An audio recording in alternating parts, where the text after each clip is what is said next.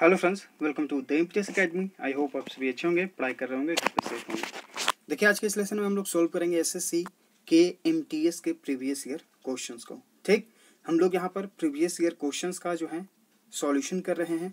इसके लिए हम लोगों ने एमबी पब्लिकेशन बुक को चुना था। ठीक, हमारा टारगेट था कि हम प्रीवियस 5 साल के क्वेश्चंस का जो है सॉल्यूशन करके जाएं इंग्लिश का।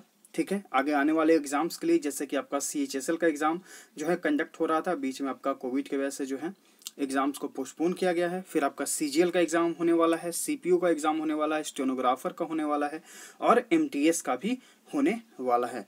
ठीक, तो अब हम लोग जो है यहाँ पर प्रीवियस ईयर क्वेश्चन जो है 5 साल का कर रहे हैं एमबी पब्लिकेशन बुक से। 2016 से 2020 आपको कराया गया है।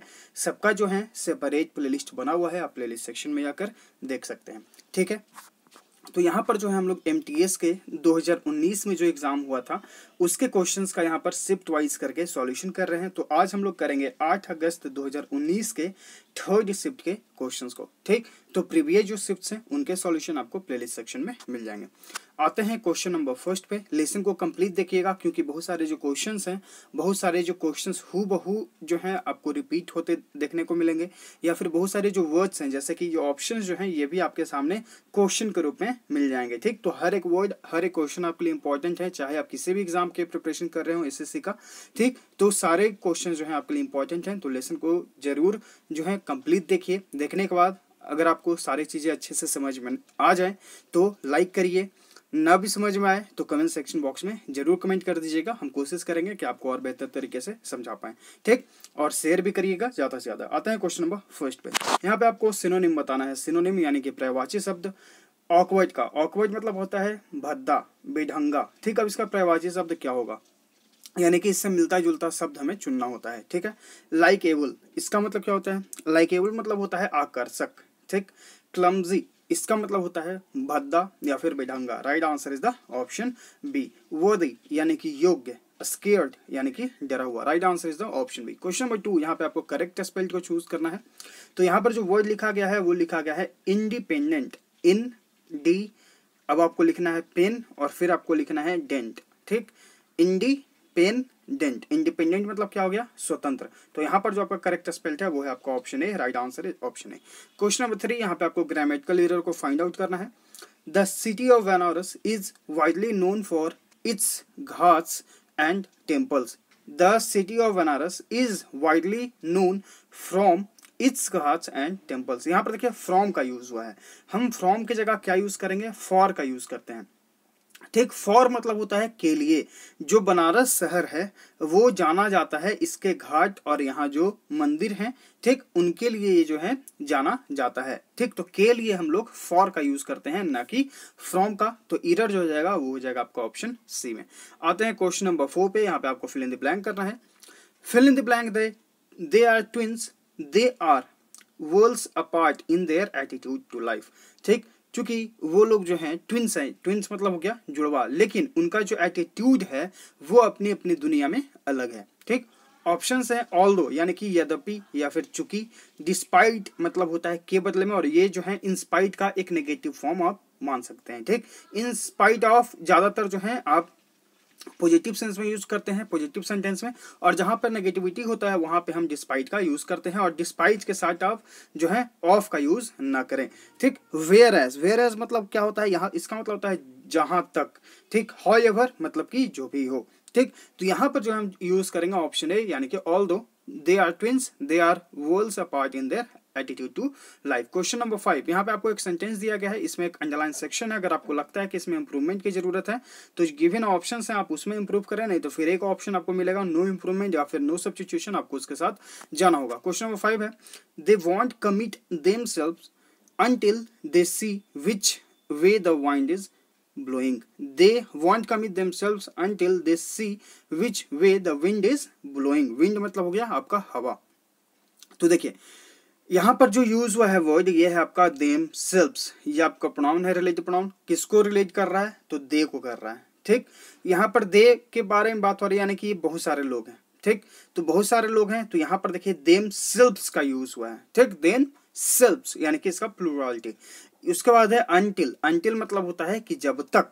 ठीक, तो इस सेंटेंस में अगर आप ऑप्शंस को देखिए केयरफुली तो यहाँ पर यूज हुआ है देयर, चूंकि यहाँ पर दे को रिलेट करना है इसलिए देयर का यूज गलत है। यहाँ पर देखिए देम सेल्फ जो है इसका प्लूरल नहीं बना है, क्योंकि ये यहाँ पर प्लूरालिटी के बारे में बात हो रहा है, इसलिए हम यहाँ पर ऑप्शन सी को भी एलिमिनेट करेंगे। यहाँ पर देखिए इसे ज्यों का त्यों छोड़ा गया है, ये भी एलिमिनेट, दे का देम कर दिया गया है। देम को जो है पजेसिव प्रोनाउन में आप यूज करेंगे जैसे कि उनसे रिलेटेड। ठीक, तो यहाँ पर जो है सॉरी इसका जो है ऑब्जेक्टिव फॉर्म में यूज करेंगे। तो यहाँ पर जो है हम लोग जाएंगे नो सब्स्टिट्यूशन, यानी कि आपका इसमें इस सेंटेंस में कोई भी इंप्रूवमेंट की जरूरत नहीं है। क्वेश्चन नंबर 6 यहाँ पे आपको फिल इन द ब्लैंक करना है। He fill in the blank me up on his way to work. Pick up, pickup मतलब क्या हो गया? पिकअप मतलब हो गया मुझे रिसीव करना, मुझे मतलब कि मैं रास्ते से जा रहा था, ठीक, कोई जो मेरा फ्रेंड है वो कार से आया और वो मुझे रास्ते में मिल गया और उसने मुझे पिकअप कर लिया यहाँ से, यानी कि उसने जो है रास्ते से मुझे आगे जो है ले आया। ठीक, रेज अप मतलब होता है वृद्धि करना, लिफ्ट अप यानी कि उन्नति करना, ड्रॉप अप यानी कि छोड़ना। तो यहाँ पर जो है आपका राइट आंसर हो जाएगा, वो हो जाएगा आपका ऑप्शन है पिकअप, यानी कि उसने जो है मुझे रास्ते से जब मैं काम के लिए जा रहा था तो वहां से उसने रिसीव किया या फिर उठाया। आते हैं क्वेश्चन नंबर 7 पे। यहाँ पे आपको फिल इन द ब्लैंक करना है। The company fill in the blank its first all electric car in the Indian market soon. ठीक, देखिए अब यहाँ पर केयरफुली आप ऑप्शंस को देखिएगा। द कंपनी, उसके बाद जो है ये सब्जेक्ट आपका सिंगुलर है, द कंपनी एक कंपनी है, सिंगुलर है। ठीक, तो अगर हम इस सेंटेंस को प्रेजेंट में बनाएंगे तो हम यहाँ पर जो है वर्ब का फिफ्थ फॉर्म यूज करेंगे क्योंकि सब्जेक्ट सिंगुलर है। तो लॉन्च वाला ऑप्शन आप एलिमिनेट कर सकते हैं। ठीक, अब उसके बाद एक चीज आप यहाँ पर और ध्यान दीजिए कि सून यानी कि करने वाला है, जल्दी ही। ठीक, तो यहाँ पर देखिए हैज लॉन्च्ड, ये प्रेजेंट परफेक्ट को दर्शाता है, इसका मतलब होता है कि कर चुका है। चूंकि आगे जो है सेंटेंस में सून का यूज हुआ है इसलिए इसका सेंस नहीं बन रहा है। ठीक, तो ये भी ऑप्शन एलिमिनेट। अब यहाँ पर ऑप्शन जो है दो हैं, इज लॉन्चिंग और लॉन्च्ड। ठीक, दो ऑप्शन हमने एलिमिनेट कर लिए। अब लॉन्च जो है यूज होता है पास्ट परफेक्ट में, यहाँ पर चूंकि बात हो रहा है सून के बारे में इसलिए जो है हम यूज करेंगे present perfect present continuous sentence को, यानी कि जो कंपनी है वो जल्दी ही अपनी सारी इलेक्ट्रिक कार को इंडियन मार्केट में लॉन्च करने जा रही है। ठीक, जल्दी ही। तो यहाँ पर जो आपका सेंटेंस बन जाएगा present continuous. Right answer is the option है। क्वेश्चन नंबर 8 यहाँ पे आपको जो है अंडरलाइन सेक्शन में इंप्रूवमेंट की जरूरत है तो करें, नहीं तो फिर नो इंप्रूवमेंट ऑप्शन के साथ जाए। The government is set strict limits on public speeding this year. तो यहाँ पर जो है गवर्नमेंट ने, सरकार ने जो है उसने क्या है कि जो पब्लिक स्पेंडिंग है इस साल बहुत ही स्ट्रिक्ट लिमिट उन्होंने कर दिए हैं। यानी कि सेंटेंस आपका बन रहा है प्रेजेंट परफेक्ट में। तो प्रेजेंट परफेक्ट में हम सब्जेक्ट प्लस हैज या हैव प्लस वर्ब का थर्ड फॉर्म यूज करते हैं। तो ऑप्शंस जो है देखिए, हैड का यूज एलिमिनेट, हैव एलिमिनेट। क्यों एलिमिनेट? क्योंकि आपका सब्जेक्ट सिंगुलर है। नो सब्स्टिट्यूशन भी एलिमिनेट हो जाएगा क्योंकि आपका जो है यहाँ पर जो है इस का यूज हुआ है। ठीक, तो right answer is the option D. Question number 9 यहाँ पे आपको क्या करना है? फिल इन द ब्लैंक करना है। Conservative parents usually do not give their fill in the blank for uncommon career choice of their children.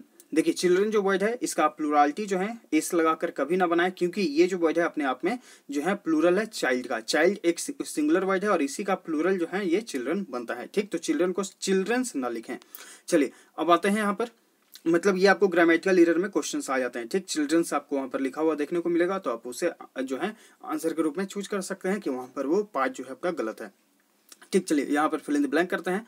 Conservative जो parents होते हैं वो सामान्यतः अपने बच्चों को जो है अनकॉमन करियर चॉइस करने की सहमति नहीं देते हैं। सहमति के लिए हम लोग यूज करेंगे कंसेंट, यानी कि right answer is option A. Agreement यानी कि समझौता, अलाउंस यानी कि भत्ता, डिसेंट यानी कि सहमति न देना। आते हैं क्वेश्चन नंबर 10 पे। यहाँ पे हम अंडरलाइन सेक्शन में इंप्रूवमेंट की जरूरत है तो करें, नहीं तो फिर नो इंप्रूवमेंट ऑप्शन के साथ जाएं। The new product will be arrive on super market sales early next year. अगर आप अंडरलाइन सेक्शन में देखेंगे तो विल बी का यूज हुआ है। ठीक, तो विल बी के साथ अगर हम इसे वॉइस पैटर्न में चेंज करेंगे पैसिव वॉइस में तो यहाँ पर जो है विल या shall plus be plus verb का थर्ड फॉर्म यूज होना चाहिए था। ठीक, या फिर अगर हम इसे फ्यूचर कॉन्टिन्यूअस में बनाएंगे तो यहाँ पर जो है अराइव की जगह इसका वर्ब का फोर्थ फॉर्म यानी कि अराइविंग होना चाहिए था। तो यहाँ पर जो है नो सब्स्टिट्यूशन आपका एलिमिनेट हो जाएगा। अब यहाँ पर तीन ऑप्शंस हैं। बिल अराइविंग ऑन, बिल के बाद हम वर्ब का फर्स्ट फॉर्म यूज करेंगे, एलिमिनेट। बिल के बाद वर्ब का फर्स्ट फॉर्म यूज करेंगे, एलिमिनेट। एक ऑप्शन आपका यहाँ पे बिल के साथ वर्ब का फर्स्ट फॉर्म है। Right answer is the option B. ठीक, तो अपने अप्रोच को जो है ध्यान रखिएगा कि आप किस प्रकार से क्वेश्चन को अप्रोच कर रहे हैं वहां पर, और उसके बाद जो है आप अपने ऑप्शन को देखिए केयरफुली और उसे एलिमिनेट करिए। क्वेश्चन 11 यहाँ पे आपको एंटोनिम यानी कि विपरीत बताना है। परसुएड का परसुएड मतलब होता है राजी कर लेना, किसी को मना लेना। कन्विंस यानी कि मना लेना। इंडोर्स यानी कि समर्थन। डिसुएड यानी कि मना कर देना। फ्यूम यानी कि राख। Right answer is the option C. एक तरफ राजी हो गया कोई व्यक्ति और एक तरफ जो है वो नहीं मान रहा है, तो यहाँ पर जो है आपका राइट आंसर कौन सा हो जाएगा, वो हो जाएगा आपका ऑप्शन सी, फ्यूम यानी कि धुआं। आगे है आपको फिल इन द ब्लैंक करना है। Bengaluru is becoming an exciting destination for higher education. Bengaluru जो है एक बहुत ही बढ़िया डेस्टिनेशन यानी कि जगह बन रहा है हायर एजुकेशन के लिए। For students fill in the blank all over the world. In, for, from या फिर बाई। तो यहाँ पर हम लोग क्या यूज करेंगे, यहाँ पर हम लोग यूज करेंगे देखिए सारी दुनिया से यानी कि from all over the world, ठीक, यानी कि सारी जगह से। Right answer is the option C. आगे पढ़ते हैं। International students fill in the blank close to 20% of the student. International यानी कि जो विदेशी यानी कि जो बाहर से जो स्टूडेंट्स आते हैं, ठीक। इंटरनेशनल यानी कि ग्लोबली वैश्विक जो हो गया। इंटरनेशनली स्टूडेंट्स जो हैं fill in the blank close to 20% of the student constitute, consist, construct या फिर कलेक्ट। कलेक्ट मतलब हो गया जमा करना, कंस्ट्रक्ट यानी कि किसी चीज का बनाना, किसी चीज को बनाना। कंसिस्ट के साथ हम प्रीपोजिशन ऑफ का यूज करते हैं, ध्यान रखिएगा, ठीक। इसका मतलब होता है से मिलकर बना होना। तो अगर हम इस सेंटेंस में देखेंगे कहीं पर ऑफ का यूज नहीं हुआ है, इसलिए जो हम यहाँ पर यूज करेंगे कॉन्स्टिट्यूट का। जो इंटरनेशनल स्टूडेंट्स होते हैं, कॉन्स्टिट्यूट मतलब होता है बनाना, वो जो है 20% बनाते हैं। जितने भी स्टूडेंट पॉपुलेशन वहां पर होता है उसका 20% जो है इंटरनेशनल स्टूडेंट्स होते हैं, ठीक। आगे पढ़ते हैं। Fill in the blank the city. Fill in the blank the city, at, in, to या फिर ऑन। तो यहाँ पर हम लोग क्या यूज करेंगे, यहाँ पर हम लोग यूज करेंगे इनका, यानी कि उस शहर में, यानी कि बेंगलुरु शहर में, ठीक। and this number is fill in the blank increasing, and this number is fill in the blank readily। Readily मतलब होता है आसानी से, वेयरली यानी कि कभी कभी, रेयरली यानी कि दुर्लभता, स्टीडली यानी कि जल्दी से। और यह जो पॉपुलेशन है वो धीरे धीरे जो है वो क्या हो रहा है, इंक्रीज हो रहा है, ठीक। तो स्टीडली यानी कि जल्दी से जो है, या सॉरी धीरे धीरे नहीं, यहाँ पर स्टीडली का यूज हुआ है, स्टीडली यानी कि जल्दी से।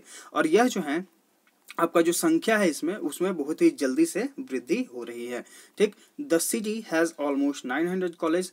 यह जो शहर है यानी कि बेंगलुरु के बारे में बात हो रहा है, तो इस शहर में जो है लगभग 900 कॉलेजेस है।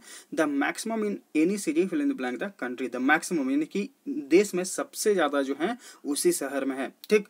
अबाउट मतलब हो गया के लिए, अलोंग के साथ, अक्रॉस यानी कि पूरे जो है आपका देश में, तो अक्रॉस द कंट्री, ठीक। तो यहाँ पर right answer is option C.